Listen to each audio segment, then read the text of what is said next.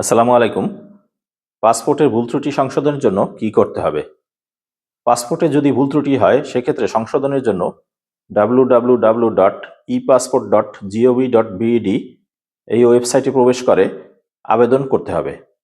ওয়েবসাইটে রি-ইস্যু option select করতে হবে এবং আপনার তথ্য ইনপুট করতে হবে। পুরাতন পাসপোর্টে যে অংশ ভুল আছে, অর্থাৎ নিজের নাম, পিতার নাম, মাতার নাম, ঠিকানা, বয়স বা অন্য যে অংশ ভুল আছে সেই অংশ সংশোধনের জন্য তার সপক্ষে যথাযথ ডকুমেন্ট দিতে হবে।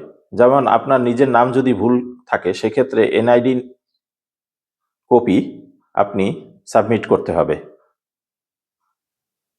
এভাবে ঠিকানা ভুল হলে অবশ্যই চেয়ারম্যান সার্টিফিকেট কিংবা এনআইডি কার্ড সংযুক্ত করতে হবে। আবেদনপত্রের সাথে পুরাতন পাসপোর্টের কপি জমা দিতে হবে। একটি নতুন পাসপোর্ট করতে যে খরচ হয়, পাসপোর্টে ভুল হলে সংশোধনের জন্য সেই একই পরিমাণে খরচ হবে এবং এই পেমেন্ট রসিদটা আবেদনপত্রের সাথে জমা দিতে হয়। নতুন পাসপোর্ট করতে যে সময় প্রয়োজন হয়, পাসপোর্ট সংশোধনের ক্ষেত্রেও সেই একই সময়ের প্রয়োজন হয়। ধন্যবাদ।